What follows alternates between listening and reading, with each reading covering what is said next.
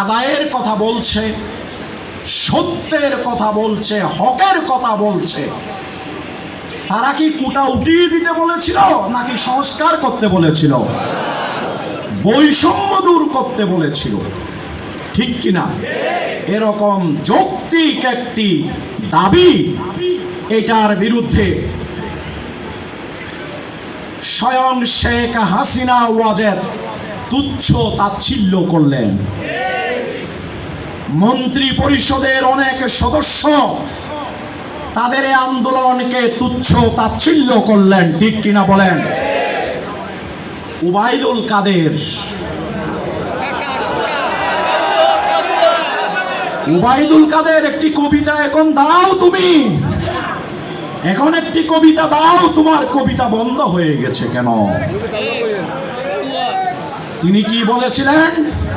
তিনি বলেছিলেন বৈষম্য বিরোধী ছাত্র আন্দোলনকে দমিয়ে দেওয়ার জন্য আমার ছাত্রলীগ যথেষ্ট। বলেছিলেন কিনা এই কথা? এই সকল গর্ব, এই সকল অহংকার, উদ্ধত্তপূর্ণ কথা মহান রব হয়তো সহ্য করেননি। মহান রব এই ছোট ছোট ছেলে কেমন তাদের হাতে এই সরকারের পতন নিশ্চিত করলেন। আসলে যারা সত্য কথা বলে তাদেরকে শিবির বলে, যারা নামাজ পড়ে তাদেরকে শিবির বলে।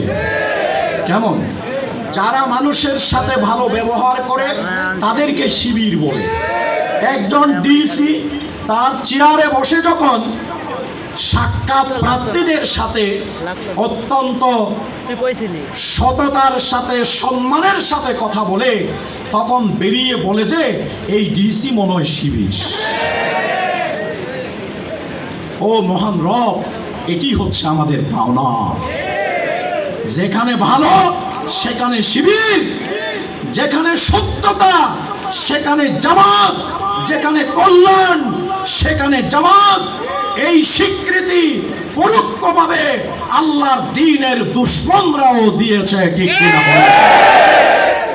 আমার প্রিয় নবী মুহাম্মদুর রাসূল সাল্লাল্লাহু আলাইহি ওয়াসাল্লাম নবুয়ত পাওয়ার পূর্বে আস-সাদিক আল আমিন উপাধিতে ভূষিত হয়েছিলেন। আমরা তো সেই নবীর আদর্শ লালন করি, আমরা তো সেই নবীর আদর্শ লালন করি। সুতরাং আমাদের মাঝে এগুলোই পাওয়া যাবে। আর অল্প কিছু অভিযান যে শিক্ষাঙ্গনগুলোতে হলো, সেখানে ছাত্রলীগের অস্ত্র কেমন বড় লম্বা ট্রাক নিয়ে যেতে হয়েছে তাদের অস্ত্র আনার জন্য। আপনারা সোশ্যাল মিডিয়াগুলোতে দেখেন নাই? ছাত্রলীগের অস্ত্র আনার জন্য ট্রাক নিয়ে যেতে হয়েছে। সংগ্রামী ভাই সব, তাই আমি বলতে চাই, তারা সেদিন সব থেকে বেশি এই আন্দোলনের মাত্রা তৈরি করে দিয়েছিল যখন এই ছেলেগুলো সত্যের জন্য, অধিকারের জন্য ক্যাম্পাসে ক্যাম্পাসে রাজপথে যখন সোচ্চার হলো, শেষ পর্যন্ত বলল এই সব হচ্ছে রাজাকারের নাতিপুতি। এই সবকে রাজাকারের নাতিপুতি।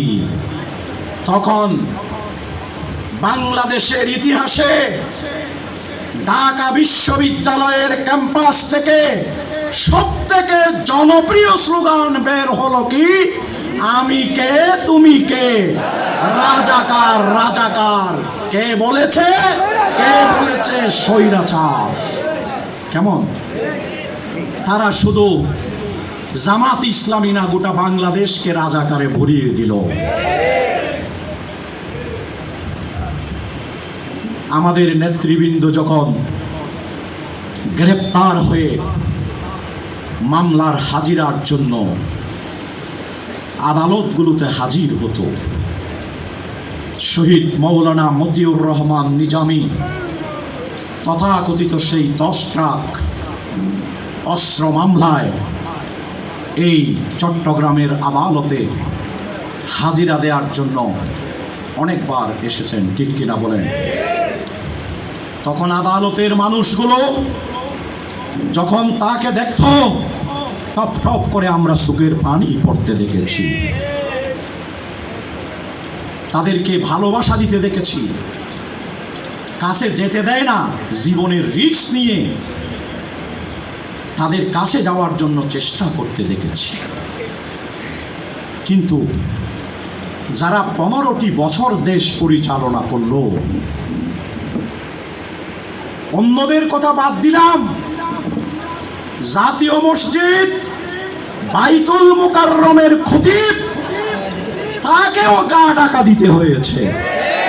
জাতির জন্য এর থেকে লজ্জার বিষয় কি আর কিছু আছে? তিনিও সেখানে তো দলবাজি করেছেন, তারও সৎ সাহস ছিল না জাতীয় মসজিদে খুতবা দিতে দাঁড়াতে, তারও সৎ সাহস ছিল না। এইভাবে পচিয়ে ফেলেছে বাংলাদেশটাকে।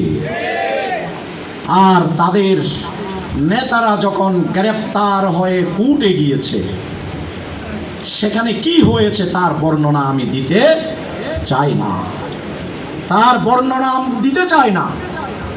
ভালো শাসক কারা? যারা ক্ষমতাচ্যুত হওয়ার পর, ক্ষমতা থেকে চলে যাওয়ার পর দেশের জনগণ বারবার তাদেরকে ক্ষমতায় পেতে চায়, তারাই হচ্ছে ভালো শাসক। আর দীর্ঘদিন রাষ্ট্র পরিচালনায় অনেক উন্নয়নের কথা বলে মানুষের জীবন গেলে তাদের চোখ থেকে পানি আসে না, মেট্রো রেল আহত হলে তাদের চোখ থেকে কি আসে? পানি আসে। এটি কি মায়া কান্না নাকি আসল কান্না? এটি মায়া কান্না ছাড়া এটি আসল কান্না হতে পারে না। শেখ হাসিনা এবং ডক্টর ইউনূসের মধ্যে পার্থক্য হচ্ছে, সেদিন মেট্রো রেল আক্রান্ত হওয়ার পর শেখ হাসিনা মায়া কান্না করেছিলেন, আর ডক্টর ইউনূস তিনি বাংলাদেশের অন্তর্বর্তীকালীন সরকারের দায়িত্ব গ্রহণ করার পর হেলিকপ্টার নিয়ে ছুটে গিয়েছিলেন রংপুরের আবু সাইদের বাড়িতে। তিনি সেখানে চোখের পানি সংবরণ করতে পারেননি। তাই এই অন্তর্বর্তী সরকারের কাছে বাংলাদেশের জনগণের বৈষম্য বিরোধী ছাত্র আন্দোলনের, এদেশের ছাত্র সমাজের অনেক আশা প্রত্যাশা রয়েছে, ঠিক কিনা বলে? আমরা এই পর্যন্ত সহযোগিতা করেছি প্রশাসনকে, করেছেন কিনা? থানা পাহারা দিয়েছেন কিনা? আমরা পাহারা দিয়েছি। এদেশের অমুসলিমদের উপাসনালয়গুলো আমরা পাহারা দিয়েছি, আমরা আরো পাহারা দেব ইনশাআল্লাহ। এরপরেও যেই ষড়যন্ত্রের চেষ্টা পার্শ্ববর্তী দেশ থেকে করা হচ্ছে, বিভিন্ন জায়গা থেকে করা হচ্ছে, আমরা এই ষড়যন্ত্রের বিষ দাঁত ভেঙে দেব ইনশাআল্লাহ। আনসাররা জিম্মি করে ফেলেছিল সচিবালয়কে, সেনাবাহিনী যাওয়ার প্রয়োজন হয়নি, বিডিআর যাওয়ারও প্রয়োজন হয়নি, পুলিশ যাওয়ারও প্রয়োজন হয়নি। ঢাকা বিশ্ববিদ্যালয়ের ছাত্র সমাজের একটি মিছিল গিয়ে 12 থেকে 13 মিনিটের মধ্যে অবরুদ্ধ সচিবালয়কে মুক্ত করেছিলেন। সেই ছাত্র সমাজ কি আছে বাংলাদেশে? আমরা তোমাদেরকে স্যালুট জানাই, যারা বাংলাদেশের মানুষকে 17 বছর পর মন খুলে রাস্তায় ঘোরাফেরার পরিবেশ করে দিয়েছ। আমরা তোমাদেরকে স্যালুট জানাই। আমরা যা পারিনি তোমরা তা পেরে এই স্বৈরাচারের জগদ্দল পাথরকে ইন্ডিয়া পাঠিয়ে দিতে তোমরা সক্ষম হয়েছ। আমরা তোমাদেরকে দোয়া করি, তোমাদেরকে অভিনন্দন জানাই, এবং এই আন্দোলনে যারা জীবন দিয়েছে, ঈমানের সাথে চলে গেছে, ও মহান রব, তুমি তাদের শাহাদাতের মর্যাদা দান করো।